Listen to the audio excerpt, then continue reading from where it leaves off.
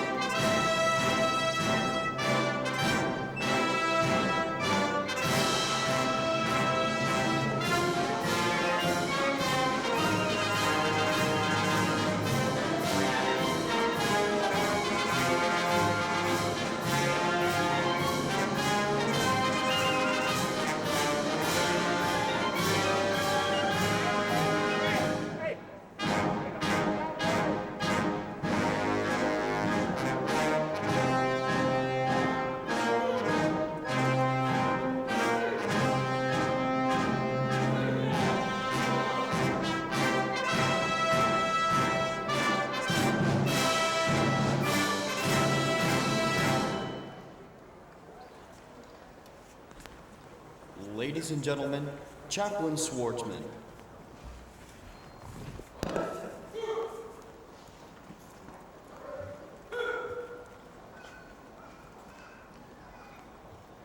We come before you, Lord, this morning in remembrance and in humility. Today we recall those who gave their lives in defense of our nation. We pay tribute to these fallen. We speak of their sacrifices. We play music and bring wreaths, flowers, and flags to assert that they loved liberty more than life itself. In this hallowed resting place of our dead, we stand in reverence. For nothing in this world outweighs the value of a single human life. Yet here are those who gave their most precious possession for us, their posterity, to use considerately, compassionately, and courageously in the pursuit of peace and of the prophetic vision of the day when all humanity will be able to sit beneath vines and fig trees with none, I say none, to make us afraid. These dear ones are at peace, O God. That for which they died is now in our hands. Therefore, strengthen us and guide us to use this Memorial Day, its historical lessons, legacies, and ceremonies, to make a better, more benevolent, more just nation. May we soon solve the need to war. May we, the United States of America, continue to lead the search to end human suffering and degradation. Then will our Memorial Days become days of exaltation in place of grief, days of triumph in the victory of humankind instead of commemorations of annihilation and sacrifice. Then through our own efforts and with your blessing, these days may become harbingers of nascent liberties, the very freedoms these good men and women died to preserve for this, our beloved country, and for our world. So say we now together, that it might ever be so, O God. Amen. Say with me, Amen.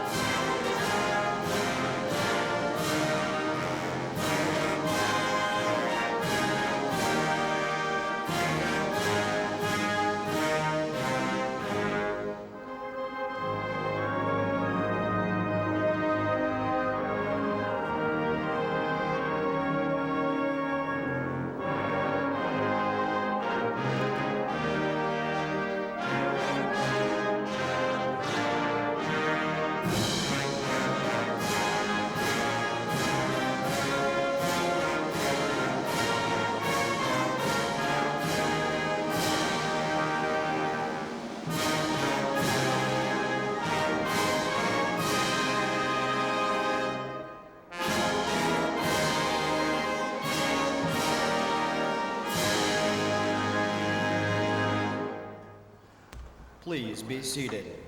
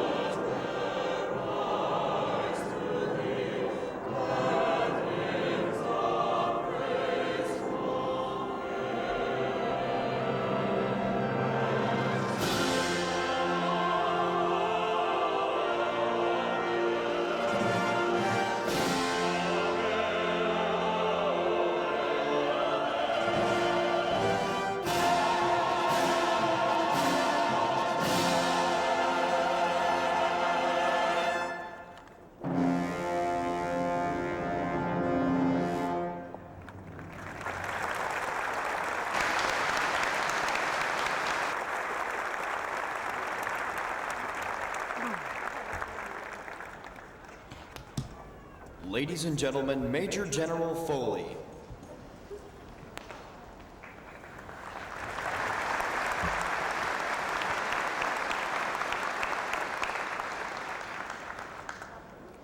Mr. President, members of the Cabinet and Department of Defense, veterans, distinguished guests, ladies and gentlemen. It is truly a great honor to welcome you to observe this Memorial Day in one of the most cherished shrines in America, Arlington National Cemetery. Today we are gathered on this hallowed ground in the shadows of giants, men and women with great hearts and great ideals who have given us the greatest of gifts, the right to enjoy freedom. Since our nation's beginning, these men and women have given their lives for our country. No class, no color, no religion sets one apart from another. In war or peace, they were foremost and always Americans. It is appropriate that we're here today to reflect on their selfless service. From the first Memorial Day observance in 1868, the people of America have come together to honor our fallen veterans and the values for which they fought and died.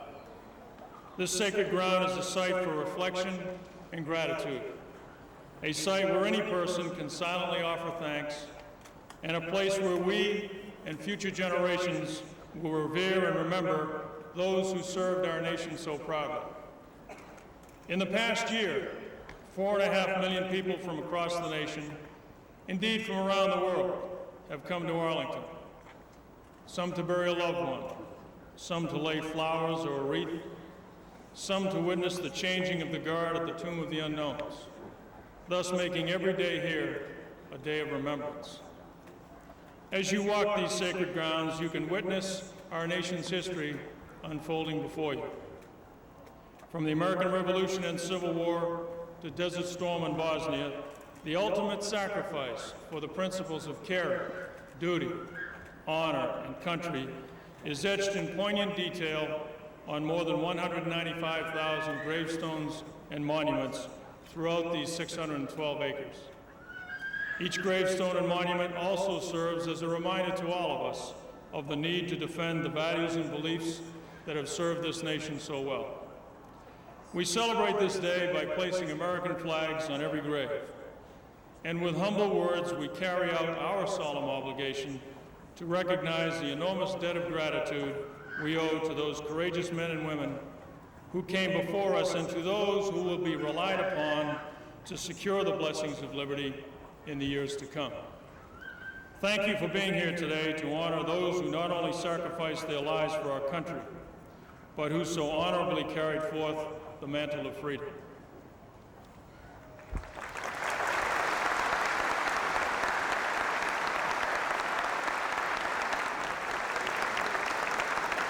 Thank you very much.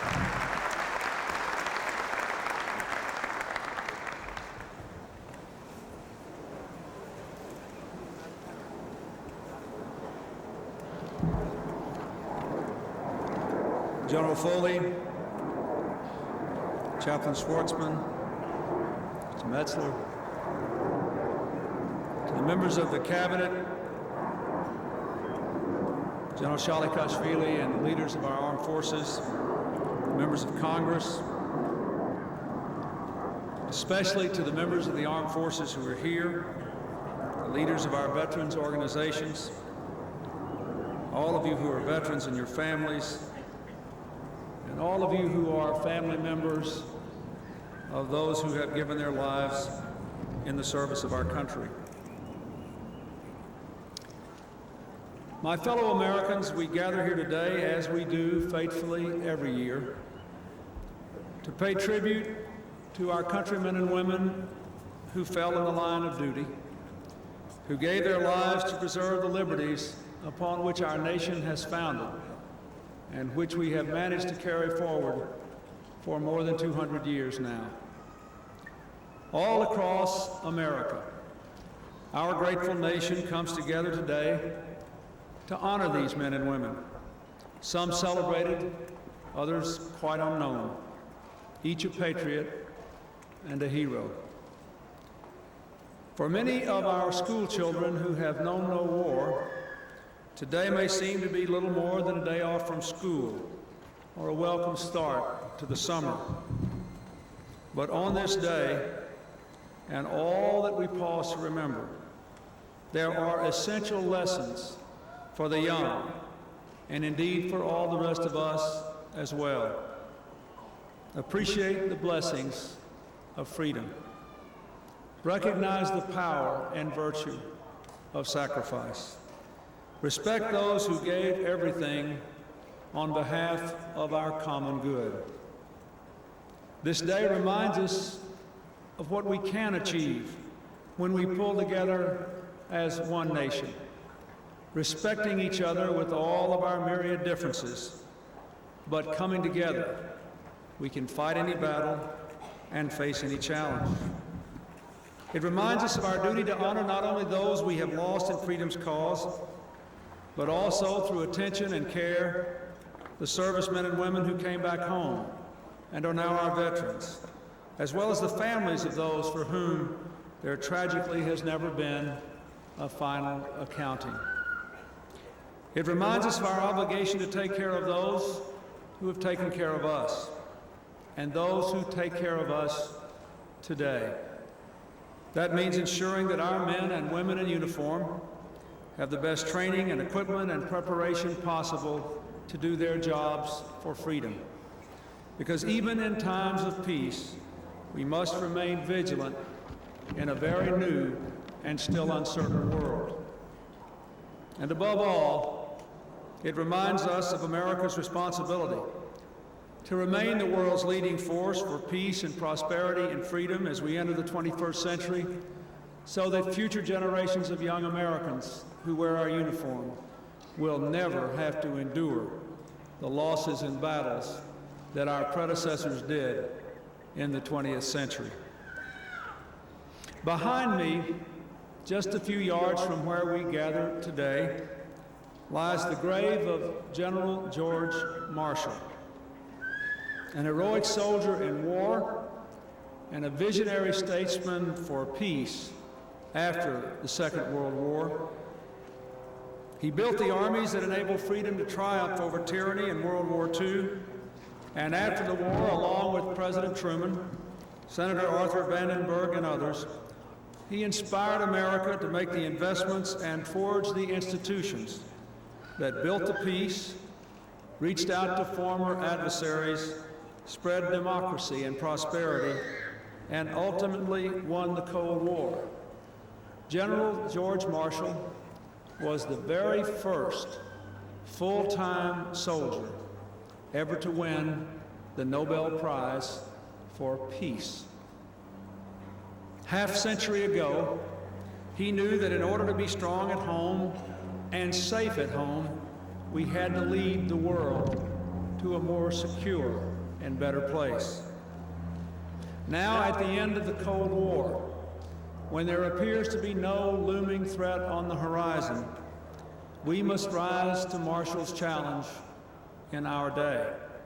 We must remember the lessons of those who gave their lives in World War II and those who worked so hard to make sure that we would prevail in the Cold War and not have to go back to war again.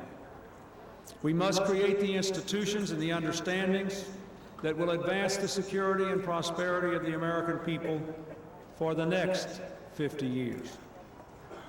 This great endeavor must begin in Europe. Twice in this century, indeed, twice within a period of a few decades, Americans went over there and gave their lives in defense of liberty.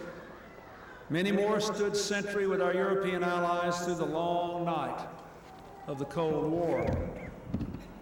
Today, our generation has been given a precious chance to redeem that sacrifice and service, to build an undivided, democratic European continent at peace for the very first time in history. Over the course of this week, beginning this evening, I will travel to Europe to advance this goal. Tomorrow, in Paris, President Yeltsin of Russia my fellow NATO leaders and I will join an historic signing of the founding act of the NATO-Russia partnership, opening a new era of cooperation in Europe to bridge the historic divisions there. Then I will have the great honor to represent you in the Netherlands, joining with leaders from all over Europe to celebrate the 50th anniversary of the Marshall Plan, the plan that helped Europe to recover its prosperity and secure its liberty. I will challenge Europe's people to work together with America to complete the work that General Marshall's generation began, extending the reach of security and prosperity to the new democracies in Europe that once were on the other side in the Cold War. Finally, I will have a chance to meet with the new Prime Minister of Great Britain to celebrate our unique partnership with our old and close ally. My fellow Americans, if you look at all the gravestones here today, you will see that they have not died in vain. When you see what we enjoy today, and that we stand at the pinnacle of our power, our success, and our influence as a nation. But that means we stand at the pinnacle of our responsibility. At the end of World War II, General Marshall could make that case to America. We fought a bloody war because we did not assume that responsibility at the end of World War I. Today, it is perhaps more difficult because we feel no impending threat, as we did from the communist forces in the Cold War. But I ask you, when you leave this place today, to ask yourselves, as an American, what can I do to honor the sacrifices of those we honor here today? For what did General Marshall dedicate his life? For what did these people fight and die? And how can we make sure that we have a new century in which we do not repeat the mistakes of the last one? I will say the only way that can happen is that if America refuses to walk away from the world and its present challenges. We must learn the lessons General Marshall and his generation left us. Their sacrifice and their spirit call upon us to seize this moment, to shape the peace of the present for future generations, to turn the hope we share into a history we can all be proud of. And so on this day, when we remember those who gave everything for our nation and its freedom, let us resolve to honor them by renewing our commitment on the edge of a new century and a new era, to lead the world toward greater peace and security, freedom and prosperity. In doing that, we will make Americans safer. We will allow our men and women in uniform to stand sentinel for our freedom with less risk to their lives. May God always bless the American heroes we honor today. May He bless those fallen and those who still stand at the ready. May He always bless the United States, and may He always give us the wisdom to do what is right for tomorrow. Thank you, and God bless you all.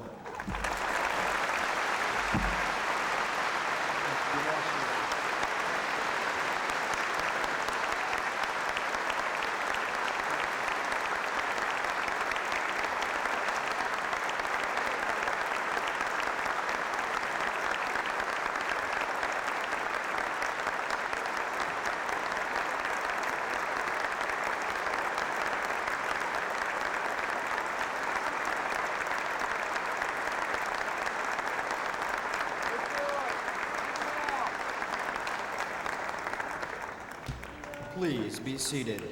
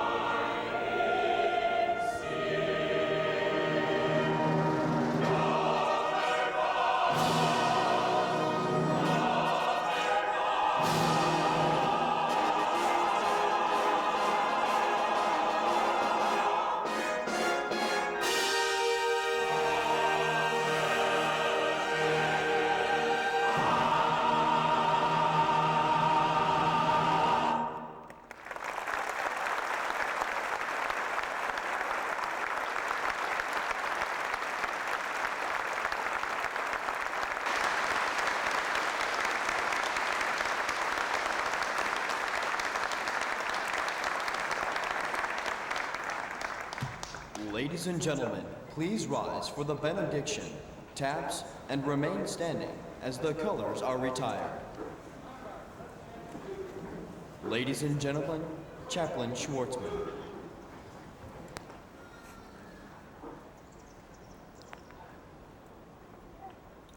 The departed, whom we now remember, have entered into the peace of life eternal. They still live on earth in the acts of goodness, courage, and sacrifice they performed, and in the hearts of us who cherish their memories. May the beauty of their lives be a loving benediction. May the Maker of peace send peace to us who mourn, and sustain us in an unwavering resolution that those who sacrifice their lives shall not have done so in vain. Now say we together, Amen.